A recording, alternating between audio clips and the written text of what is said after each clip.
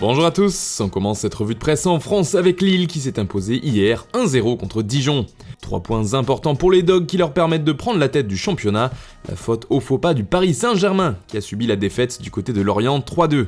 Paris à l'ouest résume ainsi l'équipe qui a vu des Parisiens brouillons pour la première défaite de l'ère Pochettino. Même son de cloche en une du Parisien selon qui il y a des raisons de s'inquiéter pour Paris. Le quotidien régional évoque même un fiasco pour parler de cette rencontre perdue. Et puis le PSG fait parler ce lundi pour d'autres raisons que cette défaite à Lorient, car selon l'équipe, Idrissa Gueye, qui était approché par Newcastle pour un prêt jusqu'à la fin de saison, a refusé la proposition. Le milieu de terrain préfère rester à Paris alors que son nouvel entraîneur lui aurait fait savoir qu'il ne compterait pas beaucoup sur lui cette saison. Autre information qui concerne le club, Neymar a donné une longue interview hier à l'émission 7 à 8 sur TF1. Le Brésilien a notamment clamé son envie de rester à Paris et avec Kylian Mbappé. Comme le rapporte le Parisien, Neymar a également avoué qu'il ne pourra jamais renoncer à la fête. Enfin, toujours en France, l'OM n'a pour l'instant pas trouvé de remplaçant pour Morgan Sanson, mais reste actif. Selon la Provence, 5 dossiers sont toujours ouverts. Angelo Fulgini du SCO d'Angers, Amin Adli de Toulouse, Mehdi Léris de la Sampdoria et Lovro Madjer du Dinamo Zagreb.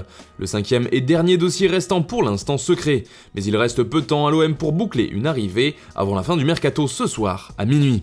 On part maintenant en Italie où Gennaro Gattuso fait les gros titres. Le coach du Napoli a fait une sortie médiatique remarquée de l'autre côté des Alpes.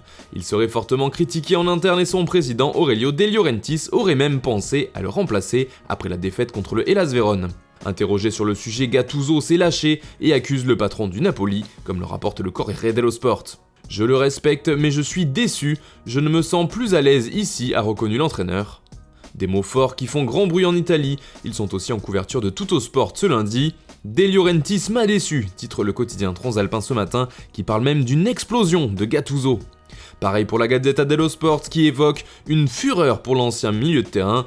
Celui-ci est même comparé à un volcan dans les colonnes du journal, rien que ça.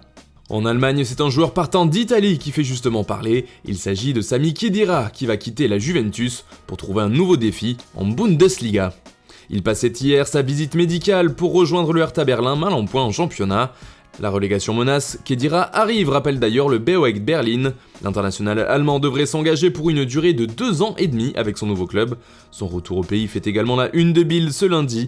Pour le média d'Outre-Rhin, aucun doute possible, Khedira est déjà avec le Hertha. Du côté de l'Angleterre, c'est Liverpool qui fait réagir pour 2 raisons. D'abord car les Reds se sont imposés 3-1 face à West Ham, grâce au doublé de Mohamed Salah. Pour The Daily Telegraph justement, c'était le super show Salah contre les Hammers. Le buteur égyptien a remis son équipe sur de bons rails et l'a replacé dans la course au titre d'après le journal. Le sauveur de Liverpool fait aussi la couverture de The Sun qui souligne aussi que les chances des Reds pour le titre existent encore grâce à lui. D'ailleurs, le tabloïd rappelle que cela faisait 9 heures de jeu que Salah n'avait plus trouvé le chemin défilé.